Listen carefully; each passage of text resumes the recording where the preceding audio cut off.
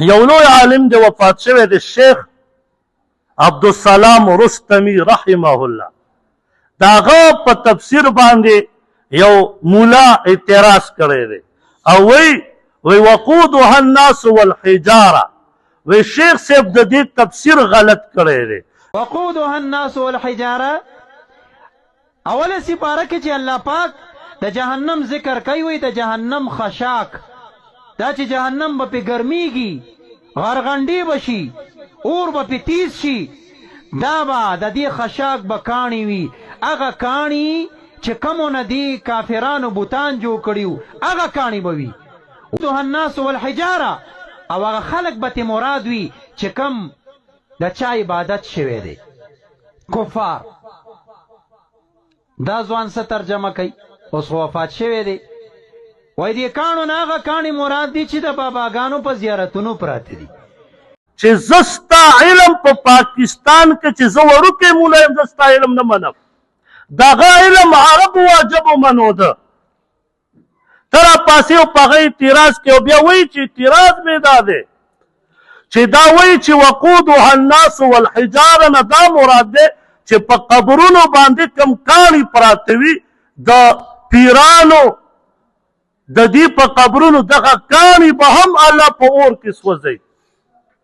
نو ما ورته وویل چې افسوس دا دی چې تا د تفسیر پوره کتلی وی. شیخ عبدالسلام الرستمی رحمه الله دلته درې اقوال ذکر کړي دي. یو قول دا دی چې کردوري به وي دویم قول دا دی چې هغه بوتان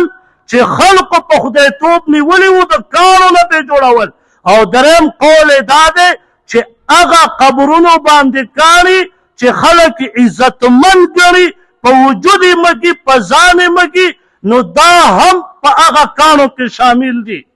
دې ته به هم الله اور ورکوي او ځان نه نه دي ویلي فرمایي وي دا قول د علامه ابن جوزي رحمه الله دی او ورپسې ربیع انس د هغه نه دا قول ذکر کړی. نو ما ورته وویل ته چې ولته تفسیر صحیح وګوره ته پې پوهېږې نه نو داسې لګیا په دومره لویو علماو باندې د تهمت ولګو چې دا د بغض او د کینې نه والله ډک وي.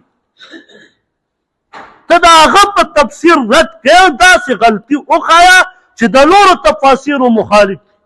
او بیا وایي دا چې کوم د تفسیر کړی دا یو عالم هم نه دی لیکلی. نو ما ورته مې تا ته خبر نه یې علامه ابن جوزي رحمه الله قول وګوره او ربیع بن انس رحمه الله قول وګوره. عبدالسلام شیخ صاحب رحمه الله د هغې قول ذکر کړی دی چې هغې دا وایي چې په قبرونو کم کاڼي پراته خلک عزت کي په وجود یې مګي دغه کاڼي هم په اور کې. او خیر دی په دغه مولا زه یو سوال کوم دا یې د جواب وکړي خو شرط به دی